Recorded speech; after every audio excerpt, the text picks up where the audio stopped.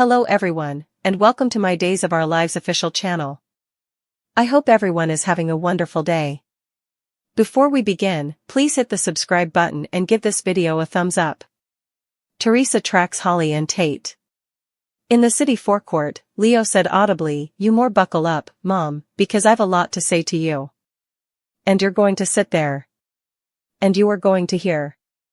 Leo looked down at the script he'd written for his discussion, and he continued. "What kind of mama leaves their 8-time-old son alone in a heart-shaped jacuzzi with a pack of smokes and a flamingo pool pier?" Leo murmured. Leo continued to rehearse his speech to his mama, and he stressed that he wasn't empty or unlovable.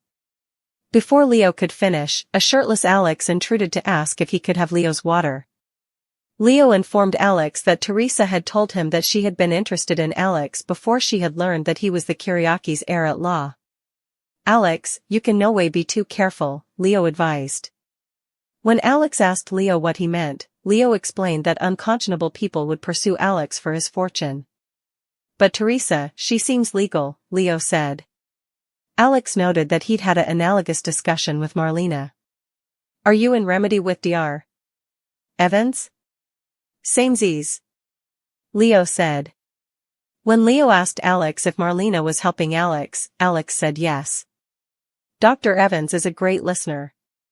She gets it," Alex said. "Perhaps there is stopgap for me, after all," Leo said. Leo looked at the script for his discussion with his mama, and Alex asked about it.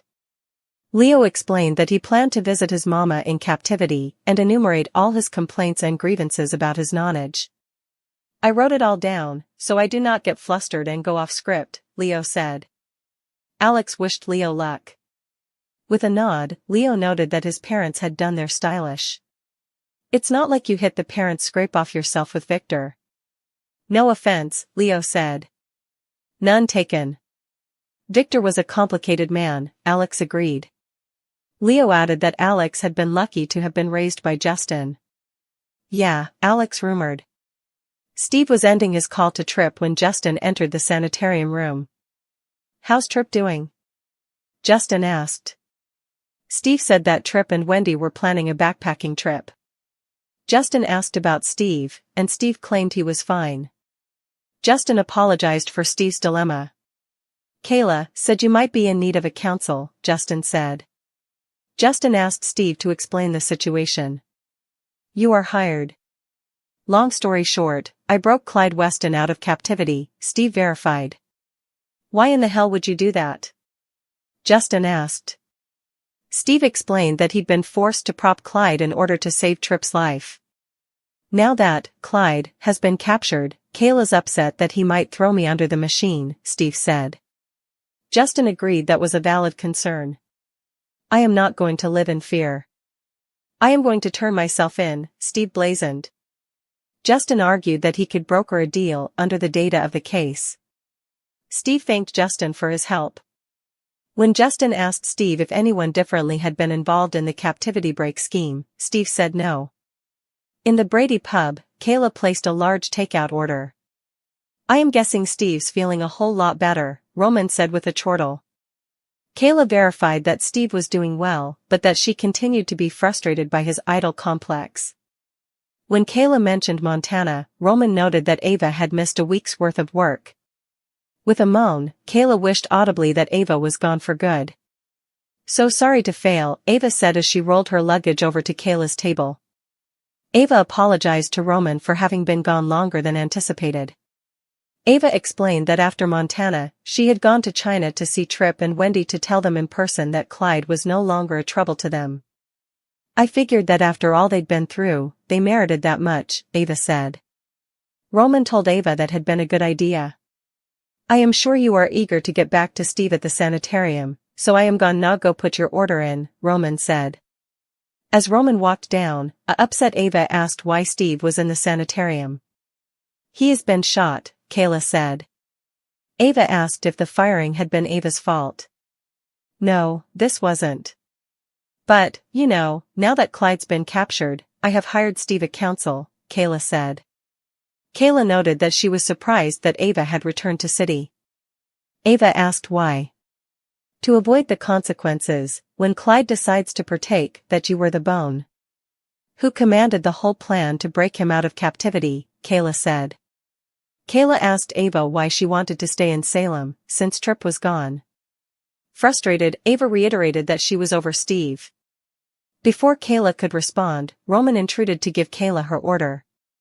Through gritted teeth, Kayla wished Ava luck, and she walked out. I do agree with one thing, Kayla said. I did suppose long and hard about staying in China, doing some single traveling. The only reason I came back was because I need to know where I stand with Harris, Ava said. Roman verified that Harris hadn't returned to the cantina since Clyde's arrest. Is he moving out? Ava asked. Roman admitted that he'd no idea. However, also perhaps I should just leave, Ava said, if Harris is not coming back. Roman advised Ava not to make any opinions when she was spurt-lagged. Plus, I need you to help in the morning with the breakfast rush, Roman said. Ava smiled. Roman prompted Ava to get some sleep, and he promised to get in touch with Harris for her. And for the record, I do hope effects work out between you two, Roman said. So do I, Ava rumored. When Ava went upstairs, Harris was in the room. When Kayla returned to Steve's sanitarium room, she asked about his meeting with Justin. Steve told Kayla about his plan to surrender. I cannot imagine you spending one day in captivity or me losing you again, but I do not want us to live in fear, Kayla said. Also, we're on the same runner, Steve said. Kayla asked if John and Ava planned to make a plea, as well. Steve confessed that he'd told Justin that he'd acted alone in the captivity break. Kayla was frustrated that Steve wanted to help Ava, but she said she understood. Alex walked into the Kiriakis' living room, and Justin apologized to him about the Constantine situation. When I heard that you went running after Theresa unarmed? Alex, if anything had happened to you, Justin said with a mime. Alex said he was fine. Actually, commodity good came from it, Alex added. Alex told Justin that he'd realized that he believed that Theresa was the bone. I suppose there is commodity you should know about Theresa, Justin said. Justin told Alex that Theresa had been with Brady, and Alex verified that he knew about their night together. Alex admitted that he'd had a fling with Kristen to make Theresa jealous. So, to that point, Theresa and I are indeed, in a way, Alex said. Justin refocused out that unlike Alex and Kristen, Theresa and Brady had a history together, most of it bad, Alex said. With a mime, Justin noted that Brady and Theresa participated a son, and he'd witnessed their bond firsthand. Honestly, I am just concerned, as any father would be, Justin said. But you are not really my father, are you?